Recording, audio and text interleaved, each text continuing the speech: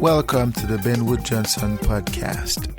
You can visit Dr. Johnson's blog at benwoodpost.com. Dr. Johnson's works can be found at drbenwoodjohnson.com. You can also support Dr. Johnson on Patreon, the link to which is in the description.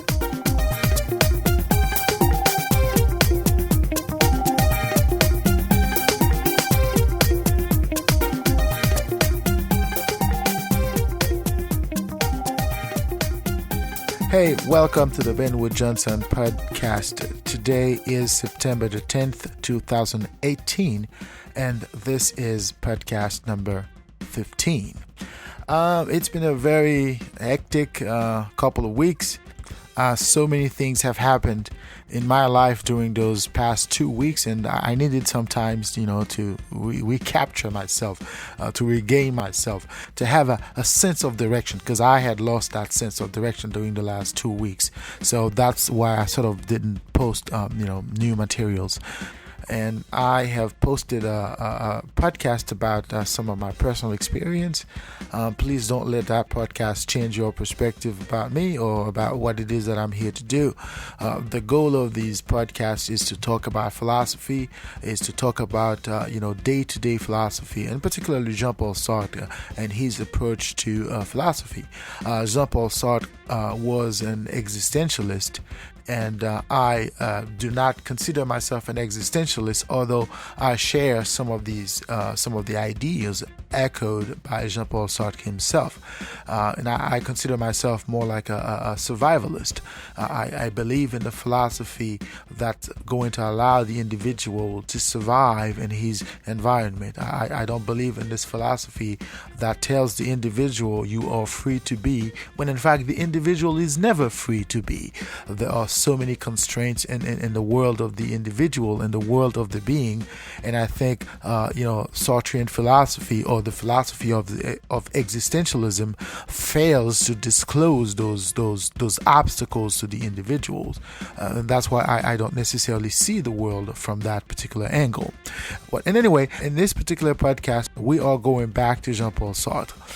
We are going to talk about his approach to the power of the human consciousness. As an existentialist, Sartre believes that the individual has the ultimate decision. The individual has the ultimate power to decide his present, and therefore the individual has the capacity to shape his future. So today we're going to be talking about the power of the consciousness, where the individual is able to tailor a reality for the self. Of course, this is still within the confound of the context of bad faith, but here we're going to dig a little deeper in this concept. We're going to elaborate a little more on this notion of the power of the mind, of the capacity to construe a world for the being himself. So without further ado, let us delve right into it.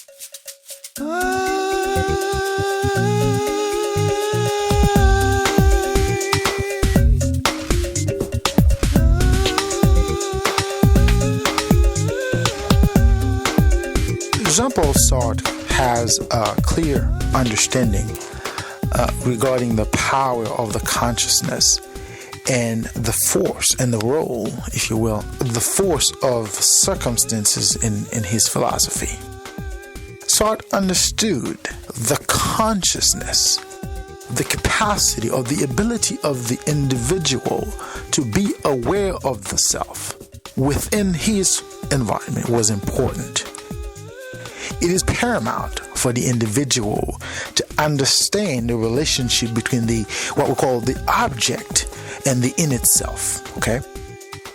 It is what Sartre calls the ego, or the in itself, the objectification of the self, or the objectification of myself.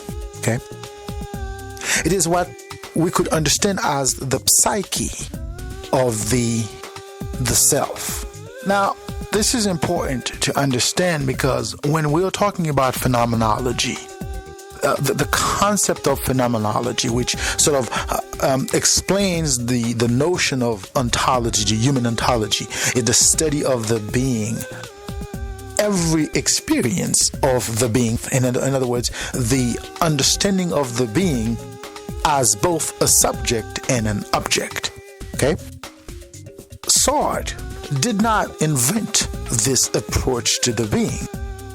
When we're talking about the concept of phenomenology, it's this idea that Sartre sort of inspired from other philosophers, from other writers.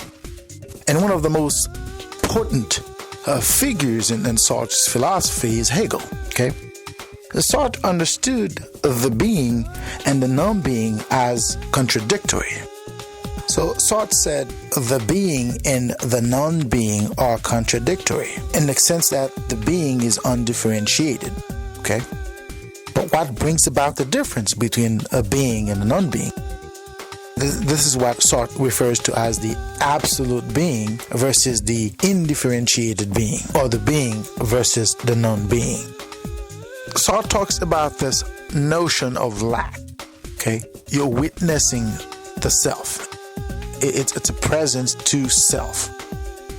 And the notion of lack sort of explains this idea that the consciousness is not one to itself. So a consciousness is not one to itself. Out of a lack comes a desire to get what we lack. Okay? And that desire leads to action, and that action is in turn informed by our values. So to understand why people act, so you need to understand what the individual lacks. According to Sartre, a lack leads to desire, a desire leads to act or an action, and that action is motivated by values, and values are in turn informed by a self-identity. And that self-identity is what gives meaning to the self, to the being. And that's what differentiates the being from the non-being.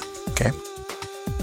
It's this idea that there's a back and forth between the lack, or what the being lacks, and the actions that the being poses.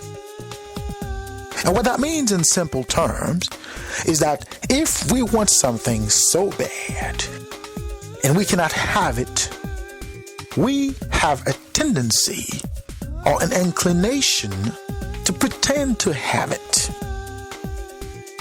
So we want to identify as a way to find meaning with what we lack. In other words, we tend to present ourselves in a way that justifies what we need. And we give meaning to those necessities or proclivities, if you will.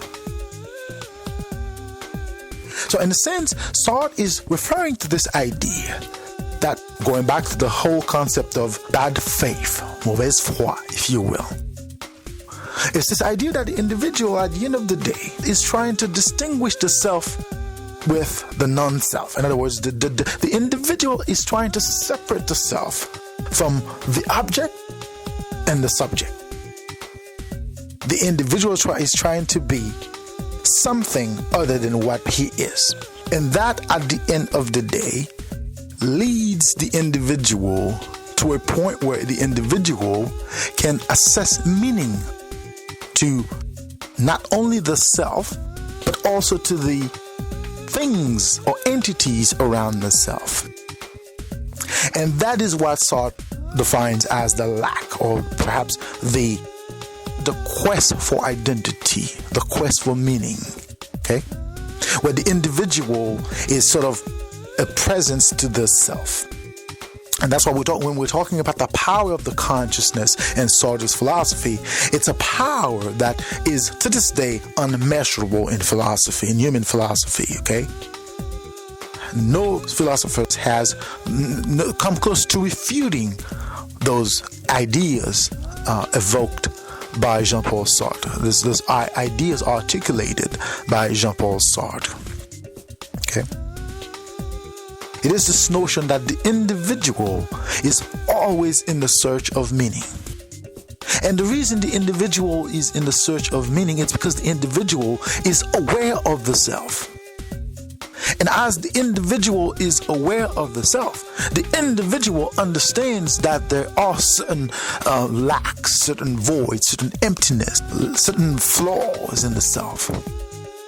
And the individual is trying to fill those gaps. And in trying to fill those gaps, the individual is also looking for meaning about the self. And this is this idea of the lack as Sartre defines it.